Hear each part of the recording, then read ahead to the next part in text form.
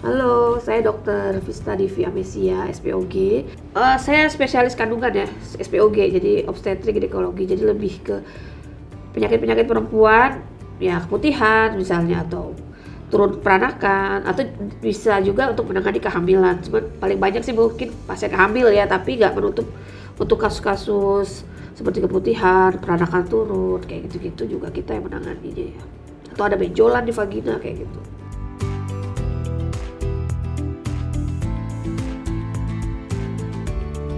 Oke, jadi sebenarnya yang namanya organ vagina itu self cleansing ya, jadi itu bisa membersihkan sendiri. Cuman ya untuk zaman sekarang gitu ya, perempuan-perempuan itu kan nggak di rumah aja ya, banyak aktivitas. Mungkin dia kerja, mungkin dia keluar outdoor dan segala macam. Pasti ke vaginanya itu akan lebih lembab biasanya. Nah, kadang-kadang akan muncul seperti keputihan dan lain-lain. Jadi untuk perempuan-perempuan yang aktivitas tinggi, yang banyak kerjaan di luar, yang mungkin akhirnya menjadi lembab, itu disarankan untuk mungkin kalau basah celananya diganti pakai dalamnya lebih sering.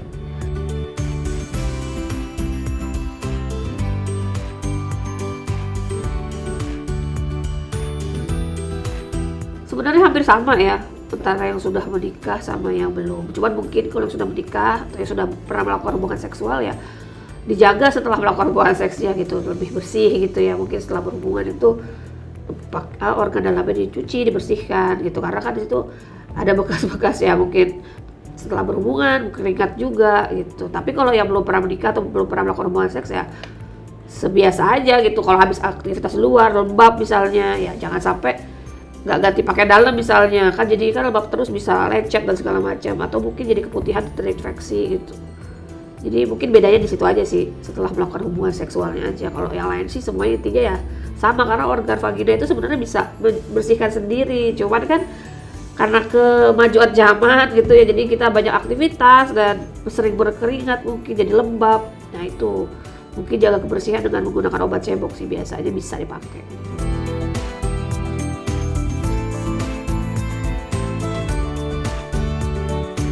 Sebenarnya Miss V itu dibilang longgar atau enggak itu bukan karena berhubungan seksual ya. Jadi makin sering sebenarnya nggak terlalu pengaruh, karena Miss V itu longgar atau enggak kan dari ototnya ya. Ototnya. Yang bisa bikin longgar kemungkinan ya karena melahirkan ya. Jadi kalau seorang perempuan itu sudah pernah melahirkan normal, di atas 2 kali itu memang Miss V-nya agak longgar, apalagi nggak dijahit dengan baik gitunya ya bekas lahirannya itu. Ah itu mungkin bisa longgar, tapi kalau cuma karena sering berhubungan sih enggak ya. Nah, gimana caranya tuh biar nggak longgar? Itu bisa dilakukan olahraga sebenarnya, kayak olahraga senam kegel, olahraga otot panggul lah gitu. Cuman kan sekarang banyak orang yang mengartikan longgar itu dengan basah atau becek gitu kali ya. Jadi, nah kalau misalnya basah atau becek tadi itu karena keputihan yang banyak biasanya. Nah kalau itu bisa diatasi dengan obat cebok, dibersihin gitu lebih sering. Kalau emang sering keputihan, jangan sampai keputihan di becek tadi sampai jadi penyakit gitu. Pergi udah bau, gatel dan macam-macam. Bisa diatasi dengan obat cebok juga. Kalau misalnya sudah terinfeksi ya terpaksa datang ke dokter kandungan gitu, atau dokter kulit kelamin untuk diobatin gitu. Tapi kalau misalnya dibilang longgar karena berhubungan seksual itu ya enggak juga sebenarnya sih. Yang penting olahraganya aja, senam kegelnya, senam otot-otot panggul itu bisa melatih untuk dia ya kenceng lagi lah istilahnya ya. Kayak gitu. Apalagi udah pernah lahiran normal ya. Itu pengaruh banget memang. Bisa deh jadi ya kalau kata orang longgar kali ya.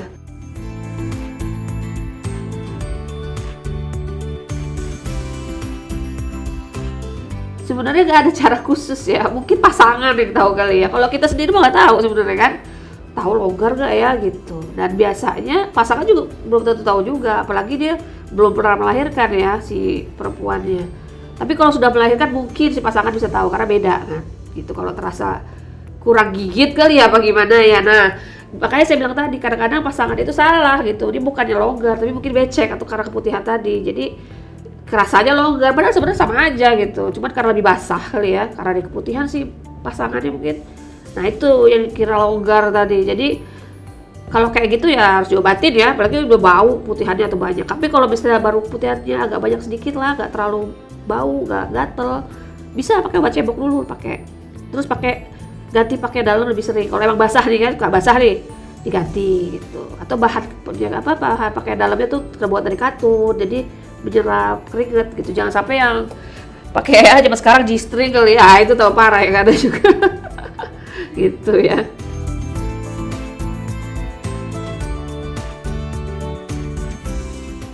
Kalau tetap rapet ya itu tadi saya bilang. Jadi kalau misalnya rapet yang karena pada saat hubungan seksual terasa gitu ya, nah itu ya mungkin senam tadi, senam Kegel, senam olahraga, otot panggul. Kalau memang karena melahirkan normal, ya harus diperbaiki ya, operasi gitu, dirapetin lagi.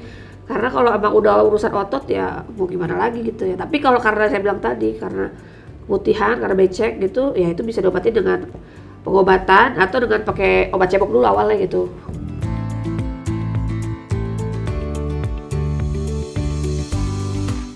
Itu sebenarnya normal ya.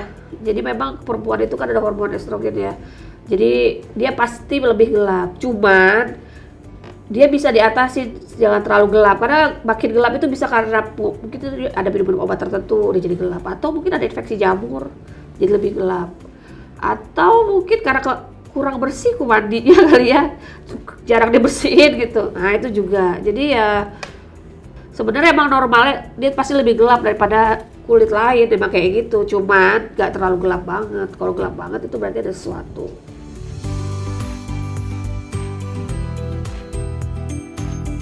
Mungkin zaman sekarang ini udah banyak ya obat-obatnya, kayak obat oles ya buat tapi itu sebenarnya tuh basicnya karena ngebersihin aja sih sebenarnya. Jangan sampai dia kotor dan akhirnya jadi terlihat lebih gelap, atau mungkin kayak jamur tadi mungkin diobatin, atau kalau dia memang sering lembab, sering keputihan jadi terinfeksi kan, dibersihin kayak gitu. Jadi intinya bersih aja sih sebenarnya.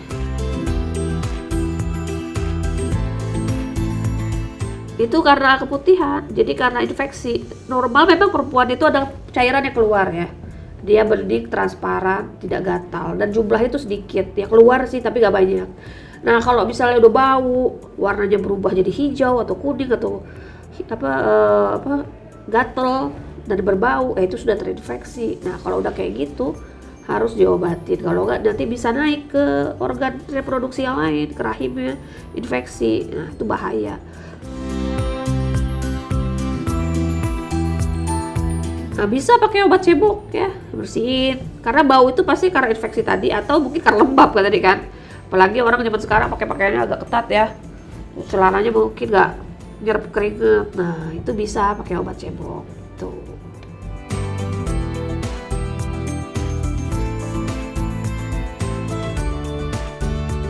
Oh ini ya, jadi ini saya lihat isinya Piper Beetle ini berarti daun sirih ya. Quercus infectoria ini majakani, Parameria ini kayu apa? Kayu lapet ya, oke. Ini sebenarnya bahan-bahan alami ya. Maksudnya di Indonesia sering pakai untuk kebersihan kewanitaan, itu semuanya sih aman ya. Apalagi kalau dalam bentuk seperti ini, jangan benar-benar daun sirih direbus gitu yang ada ya infeksi, kita nggak tahu kebersihannya kan. Kalau kayak gini sih ya bagus sih untuk menjaga pH balance juga ya. Ini udah pH balance juga kan? Udah. Ini bagus ini untuk dipakai sehari-hari, misalnya wanita-wanita yang sibuk zaman now ya, wanita karir, mungkin mahasiswa yang sering keluar, hiking kali atau apa, yang sering outdoor, bisa dipakai untuk sehari-hari sih, aman ya, dipakai tiap hari ya. Karena kebersihan kewanitaan kita tuh harus dijaga, walaupun memang dia self cleanse, tapi kalau kitanya aktivitas tinggi ya harus dicuci juga, dibersihin. pH balance itu kita 4,5 ya. Nah ini fungsinya sabun ini tuh untuk menjaga pH balance. Karena kalau di atas atau di bawah, sebenarnya vagina tuh ada kumannya, kuman sehat lah ya. Nah kalau di bawah itu atau di atas itu dia entah mati semua atau jadi kebanyakan. Nah itu yang bikin keputihan tadi. Ini menjaga supaya dia balance, stabil gitu. Jadi dia nggak keputihan terlalu banyak atau kumannya nggak hilang. Padahal dia kan berguna sebenarnya kan untuk menjaga self cleanse tadi itu, untuk membersihkan sendiri. Gitu.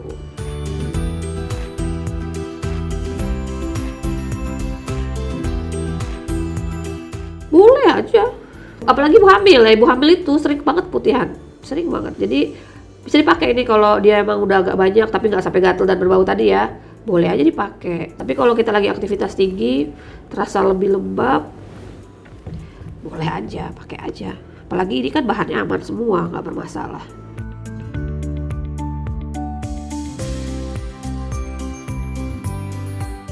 Remaja boleh, remaja sampai wanita yang sudah menopause ya. Apalagi menopause lebih kering dia biasanya vaginanya. Lebih gampang keputihan. Remaja mungkin karena dia aktivitas tinggi ya.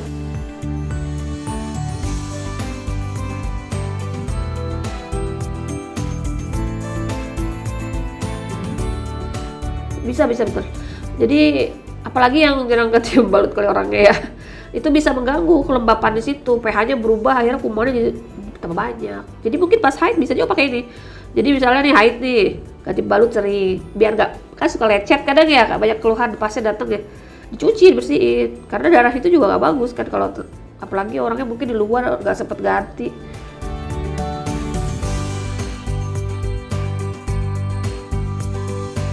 Mungkin lebih bagus setelah kali ya. Setelah berhubungan, kan itu yang dia nggak bersih lagi lah istilahnya, itu dibersihkan. Karena kalau nggak dibersihin setelah berhubungan, itu bisa infeksi saluran kencing ya, naik ke atas.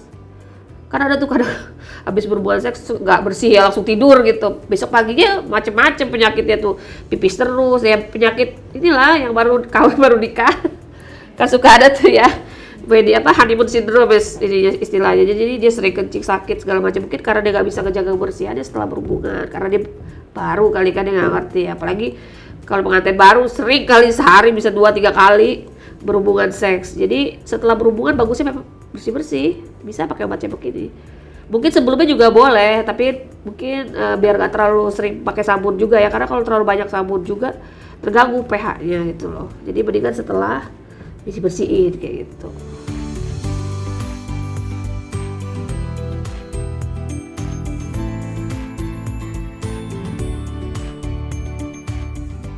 Iya bisa. Jadi kalau misalnya lagi dapet kan pasti kita udah bersih kan, ya bisa dicebok biar darahnya juga bersih kan, nggak nempel terus. Nanti ganti pembalut baru. Jadi mencegah terjadi keputihan setelahnya dan juga gatel gitu.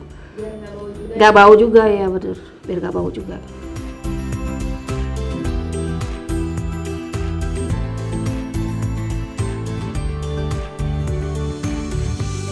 Yang penting ini ya pH-nya ya, dan juga tidak mengandung sabun, karena kulit di bawah itu sensitif banget. Kalau pakai yang sabun yang ada sabunnya ya istilahnya ya, itu bisa kering karena dia kan sensitif di situ. Jadi dia harus benar-benar hipoalergik gitu ya, jadi yang nggak bikin alergi dan pH-nya balance gitu. Jadi dia tidak menyebabkan kuman di situ tuh tadinya ada jadi nggak ada atau malah jadi tambah banyak. Jadi di situ sih, kalau isinya kan macam-macam ya, terserah aja sih sebenarnya. Yang penting kan memang fungsinya tuh untuk apa gitu loh. Walaupun ada yang kayak ini kan berarti dia yang alami ya, berarti kan terbuat dari daun sirih dan segala macam. Juga yang nggak alami juga ada. Tapi yang penting kan konsepnya itu buat itu, untuk menjaga pH balance-nya gitu loh, dan kebersihan. Oh berarti jadi kalau kita pakai sabun mandi itu di area Jangan, nggak boleh itu. Karena pH-nya beda. Dan dia kan sabun, maksudnya dia akan membuat kering gitu. Kurang badan sama muka aja nggak boleh sama kan, apalagi di situ gitu, nggak boleh. Tidak, khusus dia. Jadi jangan disamain. Tuh. Oke, jadi kesimpulannya di sini, keputihan itu bisa terjadi pada remaja, pada anak-anak, pada wanita usia subur ataupun menopause. Jadi harus dijaga benar kebersihan kewanitaan kita, jangan sampai keputihan tadi bisa menjadi infeksi ya, infeksi di mana sudah keputihannya berbau, gatal, dan juga apalagi lecet-lecet. Jadi kalau bisa dijaga kebersihannya, dan kalau memang sudah terjadi infeksi seperti gatal dan bau tadi, untuk segera langsung diobatin. Jangan sampai dia berkembang bisa sampai ke kanker misalnya gitu ya, kanker mulut rahim, dan itu bahaya sekali. Jadi penting banget untuk kita semua perempuan ya, terutama untuk menjaga kebersihan vagina kita.